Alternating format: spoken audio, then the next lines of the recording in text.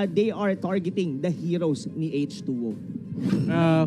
They know that H2O dito is going to be the X factor talaga kasi for the side of NXP Solid.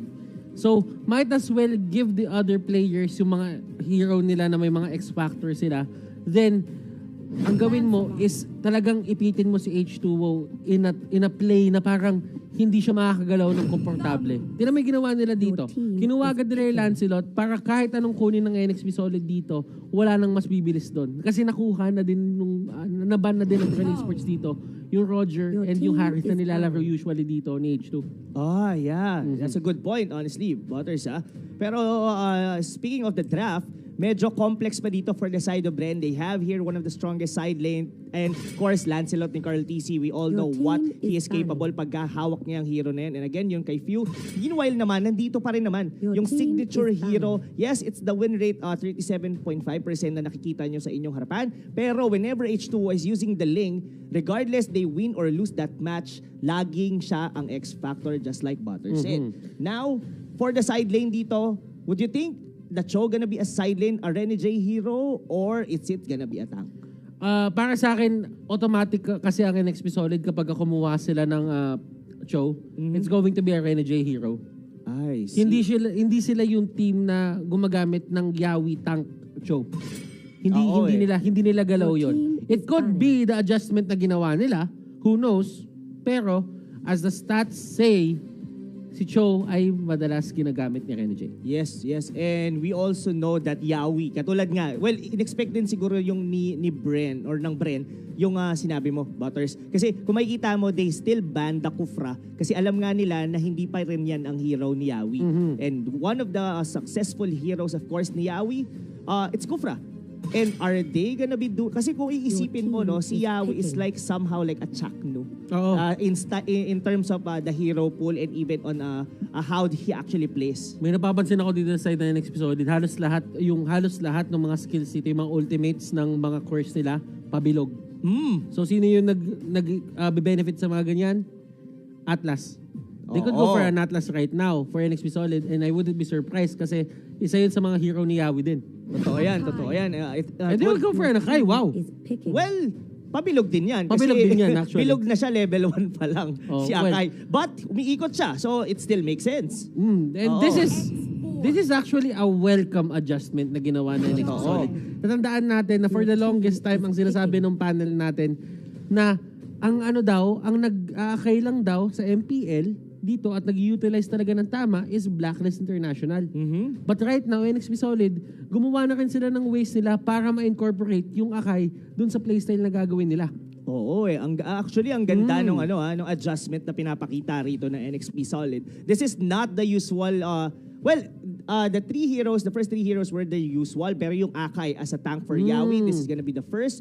And like what said, Blacklist lang yung nag-utilize nito. And this is one of their signature heroes. Even coming sa qualifiers is their Carmilla. Okay, so it's going to be a Chester, Akai, Yawi, Carmilla. And things are looking very basic and traditional for these two teams. Hindi sila lumalabas sa comfort zone nila. Ito yung mga heroes na nakita natin na pinik nila doon sa regular season and hindi sila lalayo basta-basta doon. Ano ang napapansin natin sa Bren Esports dito? Napakahirap mag-push laban sa kanila. Just because they have the Lancelot and they have the X-Borg. Yes. And yung X-Borg ngayon naman, hindi naman talaga siya yung totally sobrang lakas na hero in terms of laning. But in terms of pushing and in terms of clearing the waves, isang last insanity lang kasi yung kailangan nila dito. And kung papansin naman dito yung lineup ng side ng NXP, the thing is, they don't have that fast wave clear na tinatawag natin. Wala talaga sila yung tipong sobrang spammable na spell dito. Aside from MB, kapag nakuha niya na yung Blood Ode pagdating ng level 4. Totoo yun. And one thing din naman for the side of Bren, this is almost the same na ginawa ng Onyx. Definitely that si Lina and that Johead, for sure, guguluhin dito si H2O sa kanyang buff.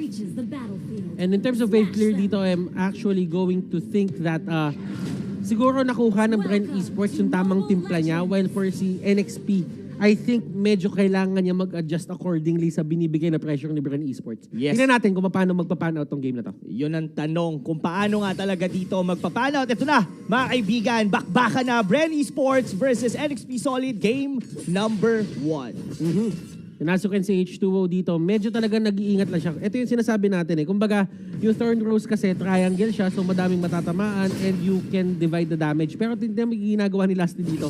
Wow! Ine-ejector lang niya yung cannon.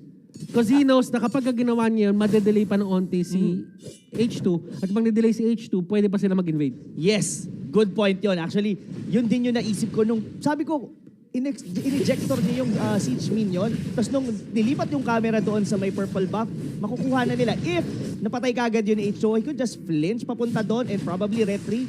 At baka nanakaw pa nga niya. Pero hindi yun nangyari because in-anticipate na nga yun ng Bren. Tsaka ano din maganda din yung ginawa ng NXP doon. Binato na nila agad si Chester doon. Pinabawasan na nila. Kaya hindi na rin natagalan. So yung delay na ginawa, na nasagutan din agad. Oo, nasagutan din agad. Pero ang sagot dito ng Bren, tayo ang mag-invade. Nakuha pa rin naman dito ng H2O yung kanyang purple buff. May bawi nga kaya ba dito ang NXP dahil mainit ang Bren. Flicker out si Few. Ito na, mga kaibigan, ang unang nawala. That's gonna be Chester. Hindi pa sila humihinto. H2O, level 4 na siya dito. Pero nagamit ng Tempest of Blade. Paalis, patakas, and that's it. First blood for Bren Esports. At bago ang lahat, from October 27 to November 13, log in the game and participate in the Tricksters Village event and get Halloween candies for Treasure Spin. Each spin will cost 4 Halloween candies and you can get up to 7 each day from completing the task. Makakakuha ka ng Terisla Special Skin Hammer Giant, guaranteed pagkatapos ng 10 spin, and you don't want to miss that one out. So napapansin mo dito kapag ginagawa ng NXP Solid ng adjustment, yung mga other lanes para makuha agad ni H2O na mabilis yung mga crab coin, yung mga buff, sinisimulan na nila agad. Para pagdating ni H2 doon, onti na lang yung gagawin niya. And they know na merong upper hand talaga kasi dito in terms of clearing ang Bren Esports kasi mabilis talaga ang lance So what you do is, para malesen yung time na tinitake nila na mag-take ng mga monsters, bawasan mo na agad para hindi na siya mamumblema na lumipat doon sa kabilang area naman. Yes, parang parang sinusubo mo na papunta kagad sa kanya the resources he actually needs. Meanwhile, on the top lane, looks like Flat PC yung medyo nananalo in this engagement. Pero I guess, hindi pa rin siya pwedeng maging overconfident dahil pwede pa rin siyang masipa, papasok doon sa may tore ni Rene J. Yawi here are forced to use the vengeance. Pero yung kunat niya dito, mawawala because Carl TC will be there. Hurricane Dance, pinatalsik, pinalayo lang dito pero umikot na rin dito. Si Kuya Moribo, out na muna ang squad ng Bren Esports Tail. Nawala na naman ng isang miyembro ang NXP Solid. Malinis yung mga plays na nagagawa dito ng Bren Esports. Napipili na yung laban nila and nahuhuli nila yung NXP Solid sa mga area na hindi sila dapat nandun. Nakita mo yung Carmilla, masyadong malalim yon, and ang ginawa agad ng Bren Esports, parusahan natin. NXP Solid, they should stay away from those kinds of positioning kasi talagang hindi magdadalawang isip ang Bren Esports na bigyan ng punishment yung mga ganong kaliliit na bagay. Totoo yun. And look at the traps din na piniplace dito ni Few. He actually knows how NXP Solid is doing on the bottom lane. So, kumbaga, dito yung top lane nila, si Flap PC is, alam niya na 1v1 lang sila doon. So, I think yung Selena dito, they're not definitely just getting simple pick-up. Pero mamaya na yan. Dahil si Flap PC yata ay papalag naman dito kay Renny J. Pero Carl TC, nandito na yung kapatid. Ika'y mawawala. Another one na naman para sa Bren Esports. Ito yung nakikita natin kanina sa Onyx na parang every single time na merong duel na nangyayari, merong backup agad yung kanilang mga teammates. Papansin mo dito, Bren Esports, they're sticking to that playstyle as well. Lasty, nahuli. Tingnan natin kung ito na nga ba yung first kill ng NXT Solid. Pero he tries to go for H2O. Totoo, dahil binato niya papaloob. So na-force ngayon yung Tempest of Blade. Pero sabi ni Captain Chester, ididikit muna kita sa pader. Pero sir, makunat ka ba? Yawi, vengeance, ginamit na naman. Pero si Carl TC, galit pa rin naman. Ito, pasok sila dito. Yung Torre baka mawala. Kung si Chester sa may bandang likod, oh my God, patay ka ngayon! Bren Esports, manhandling itong early game ng NXP Solid. And right now, they can't do anything.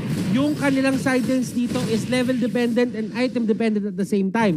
Si Alice dito, kailangan niya pa yung stacks niya para doon sa magandang blood oath mamaya. Ito naman si Rene J, kailangan niya yung BOD niya at mga 1v1 situation para magamit niya sa full potential yung high-end right. Totoo yan. Now, what we're really seeing right now, Butters, is that unti-unti na lumiliit na naman dito, or rather lumiliit ang mapa dito ng NXP Solid. Yawi here already half on HP. May sipa doon si Rene J, pero that's flat easy. Makunat yon. Ikaw patuloy ang nawala. Habol dito ang mga miyembro ng Bren. Yawi na naman, pinaikot doon, pero out pa din. Mukhang makukuha ng Bren ang turtle. May tinamaan si sa pool, si MB, pero buhay pa rin naman, Butters. Pero ang sagot dito, naku po, na naman. May magnet, tol! Sa pool. Baka few yan. Ang Ang idol ng mga kids. Pero ang mas idol ko ngayon, si Chester na umikot, pero patay pa rin yung bata, mga idol. Yawi, dito, mukhang mawawala, pero kalahati na naman dito. I think the Carmilla dito, mga kaibigan, is not doing what's intended para sa kanya. Okay. Tingnan natin yung side dito na NXP Solid kung ano ginagawa nilang tama. Ito yung isang bagay. H2O dito, kahit sobrang nagkakaroon na ng problema doon sa rotation nila and the jungle control, map control na meron sila, nag-split push pa rin siya. Yes. And usually, kapag medyo behind kayo in terms of getting the gold and getting the kills, yan yung usual ginagawa ng lane. Nagaanap siya ng lane na pwede siya mag-push at magpapadala siya ng isang tao galing dun sa kalaban, or kung hindi man siya pansinin, kukuha siya ng isang turret o dalawang turret. Totoo yan. So, that's the thing about NXP Solid. May nagagawa pa silang tama at this stage of the game, and that is a good sign if they want to come back from this. And one good sign is napatay din nila si Lusty doon. So at least meron pa rin nangyayari dito for NXP Solid in the terms of H2O. Pero si Yawi na naman dito ang nakita ng mga tropa dito sa Bren Esports. Out na muna siguro dahil si Rene J sa likod. Siya na lang ang ating ipunto. Pero yun nga, going back sa sinabi mo, Butters, this is what we've seen to Signal Ultra yesterday. Yung link nila was just forcing a reaction doon sa kalaban, and this is exactly what H2O is doing right now. Oo, and H2 kasi isa yan talaga sa mga hindi nawawala sa kanya. Kaya nga siya tinawag na, para sa akin, isa sa mga pinaka-consistent na course dito. Yes, nagkakaroon sila ng problema as a team ngayon, pero hindi pa rin siya nawawala sa role niya. Yeah, oo nga. Well, I agree with you. Sobrang consistent pa rin dito talaga. H2O, he knows that they're not gonna be winning at least for this time sa mga team fight. Then might as well go for the side lane, try to split push, then just drag out the game. Bren Esports already had the early to mid game. Let's just try to make an outplay on the late game. Pero kasi, eto din, ginagawa ni H2O talaga yung role niya. So, ibig sabihin, for NXP Solid, kailangan na lang nila hanapin dito yung gagawin ng apat. Kasi ngayon, Bren Esports hindi magpapatinag sa pressure to eh. Alam ng Bren Esports na sila yung lamang ngayon, and they know this all too well. Kasi nga, sanay na sanay sila sa pwesto na lamang sila. Kasi nga, halos hindi nagpapatalo to yung mga to eh. Oo. Nabulol ako doon. Yes, nagpapatalo. Ang hirap sabihin mo. Nagpapatalo. Pero mukhang matatalo yata doon ng NXP dahil nawala doon si Chester. Look at Lusty, naghahanap dito ng mababato. Pero flicker out na si MB, hindi niya nahihintayin pa ang ejector dito ni Lusty. Now, what is really happening now, Butters, for this side? What's the winning condition for NXP Solid? The winning condition for NXP Solid is to take this to a very late game. Kasi nakita na natin to, yung Lance kasi medyo reliant talaga siya in terms of using yung kanyang skills. So as long as you can outlive yung skills dito nung Lancelot, magiging okay yung damage output nyo. Pero kasi ang problema, hindi naman nahayaan ng Bren Esports dito. Kasi ang gagawin na ng Bren Esports dito, paperangsahin na kayo na gumawa ng mali. Yes, totoo yan. And one thing then is that the composition of NXP Solid is somehow like for a 5v5 team fight. Kasi yung isipin mo, the Carmilla works best pag mas marami kayong magkakatabi from its ulti. Di ba parang... wala pa tayo nakikita ng isang full-blown team fight eh. No? Wala pa tayo talaga. Well, it somehow makes sense kasi hindi pa rin talaga capable yung NXP Solid. I mean, the sustain coming from the Selena, hindi niya pa kaya. Specifically dito, yung damage ni Carl PC, kayang-kaya pa siya ditong mabura. It's a Ribo dito. Inaagaw niya itong buff. Itong side ng NXP Solid. And i-concede talaga yun. I-concede talaga ni H2O yun. Alam ni H2O na hindi niya afford magbato ng retribution ngayon. Bakit? Hindi aabot sa cooldown ng Lord. Kapag nakita ginamit yung retribution, automatic maglo-Lord yung Bren Esports. Yes, maglo-Lord talaga. Pero sabi dito ng Bren, hindi na yata namin kailangan umikot dun si Chester pero parang walang naipit doon. Yawi na naman yung naiwan sa may bandang gitna. Saan ka pupunta? Habol sila rito. Mukhang ito na, NXP Solid ang bawi ng api. Ilista mo na kaya. Pero out na muna, huwag masyadong mainit mga tol. Kaya nating i-hold na wala lang doon si Yawi. Pero kaya pa rin naman na magdepensa ng NXP Solid. There was one crucial mistake na nagawa doon yung NXP Solid. Naipit ni Chester si Carl. Yes. Carl didn't have Purify. Ang nangyari, nasipa ni Renny J palabas.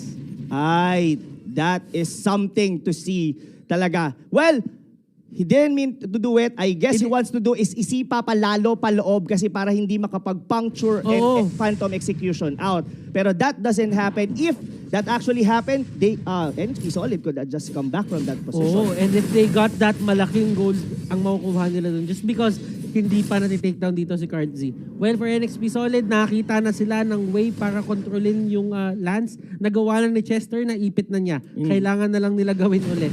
Pero saan? Dito ba sa Lord Pit? Kasi itong Lord Pit na to, medyo open to Oo. And it's one of the places na, as an Akai, hindi siya narrow enough para talagang mamando mo yung buong battlefield. Yes, medyo mahirap din mag-pin talaga. They actually tried that kanina na pagtalon ni Chester. Medyo nabugaw lang yung buong Bren Esports and mahirap talaga mag-pin down. And wow, that was a solo. Rather, probably tinamaan doon ng pana ni Few. And that's not good news para sa NXP Solid. That is H2O. Their main damage dito. Renny J din, mukhang mawawala. Oh my God, Chester pa ang nadamay doon mga tol. Yawi here on the defensive. Pasok dito. Ngayon, 5 miyembro ng Bren Esports sa loob ng base ng NXP Solid. Unti-unti na para bang nag-audition ng papunta ng PBB. NXP Solid, isa-isang nawawala. Pero ngayon, kaya pa bang dumipensa nila dito, Butters? Sila Lusty dito, talagang gumagawa na sila ng mga play. Mag-hurricane dance, ang igagawa ay ejector. Literal na hindi nila binibigyan ng panahon huminga o pahingahin yung laro na ginagawa nila ng NXP Solid. And Bren Esports knows na kapag dumating sa late game, magkakaroon din sila ng problema kay Renny J, magkakaroon din sila problema kay Alice. So might as well end this right now. They're playing it right. H2O dito, as much as he wants to do something, medyo magiging mahirap talaga in terms of Lancelot yung kalaban niya. Yes, mahirap nga. Pero nakapitas. Dito naman ang NXP Solid. Gawin mo ng dalawa, hindi pala. Dahil yung Akay, yung nawala. Bumalik yung Firaga Armor dito ni Ribo. Na-pop yung Immortality pero buhay pa siya dito. Habol na doon. Renny J bumabalik. Naku po, Carl TC mahuhuli na nga kaya. Double kill dito. Si Renny J. Carl TC na ang kanyang isusunod. Kaya ba? Naku, may savage yata tayo dito na magaganap. That's gonna be the Lancelot ni Carl TC. Siya na mismo ang tatapos. Ilista na ba ng Bren dito dahil kanila ang unang panalo?